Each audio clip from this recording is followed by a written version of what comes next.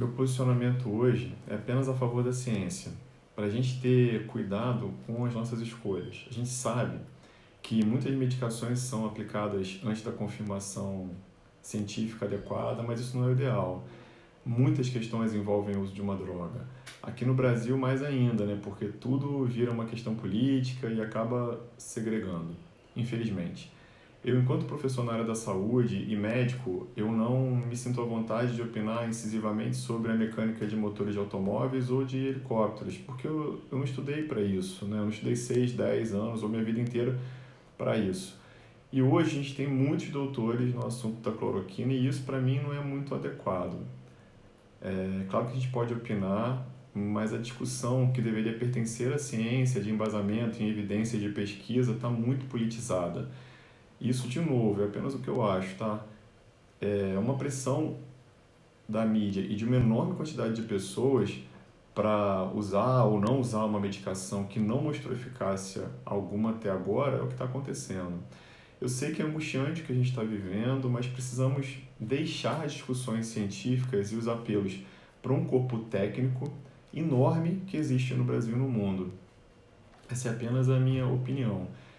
Existem diversos medicamentos sendo usados para o tratamento da Covid-19, porém muitas ainda sem avaliação de eficácia e segurança. Ontem, dia 18/5, foi um dia importante porque foi publicado um trabalho realizado por um grupo de 27 especialistas e metodologistas que integraram uma força-tarefa formada pela Associação de Medicina Intensiva Brasileira, pela Sociedade Brasileira de Infectologia e pela nossa Sociedade Brasileira de Pneumologia e Tisiologia, através de um documento que visava fornecer recomendações baseadas em evidência científica disponível e em sua interpretação mais transparente possível para subsidiar decisões sobre o tratamento farmacológico da Covid no Brasil.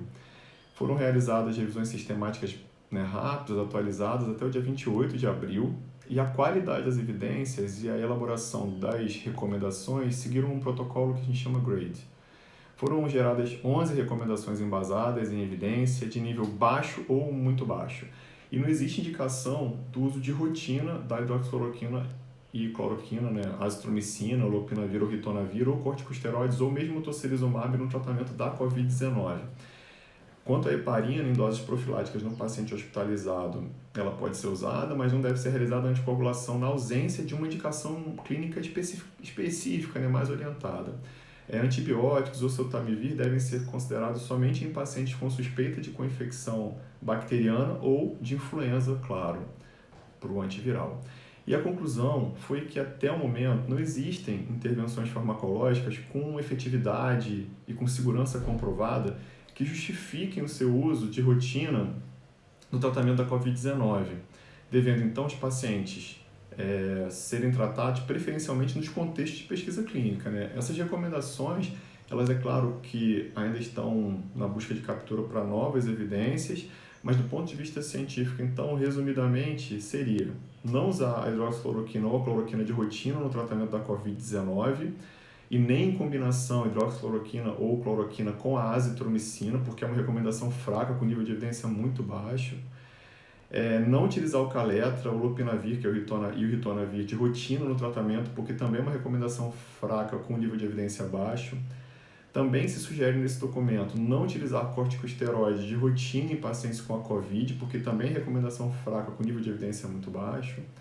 Não utilizar o tocilizumab, que é um biológico, né, de rotina no tratamento da COVID, é uma recomendação fraca com nível de evidência também muito baixo. E recomenda-se a profilaxia para tromboembolismo venoso em pacientes hospitalizados com a Covid-19. É uma recomendação forte, com nível de evidência ainda muito baixo. Mas não utilizar heparina em dose terapêutica de rotina no tratamento da Covid, porque é uma recomendação fraca, com nível de evidência também muito baixo. Ou seja, tem que avaliar caso a caso, fatores de coagulação, principalmente o dímero D, para que a dose de anticoagulante seja ampliada. E não utilizar antibacteriano profilático em pacientes com suspeita ou diagnóstico da COVID, porque também é uma recomendação fraca com nível de evidência muito baixo. Mas usar sim antibióticos, antibacterianos em pacientes com a COVID-19 com suspeita de co-infecção, né, junto de infecção bacteriana. Existem outras promessas de medicamentos que ainda estão sendo estudados, como Remdesivir. mas ainda não saíram resultados maiores. Eu estou na torcida para que alguma medicação seja aprovada o mais rápido possível, ou a gente tenha resultados incríveis contra o SARS-CoV-2 e reduza ainda mais a letalidade dessa doença, que a gente já viu também que tem uma melhora prognóstica bem grande quando os cuidados de saúde que a gente já conhece, já faz há muitos anos, são implementados de forma ideal e cuidadosa. Como está sendo feito na telemedicina, nos ambulatórios, nas enfermarias e no mundo todo. Se cuidem, gente. Usem máscara.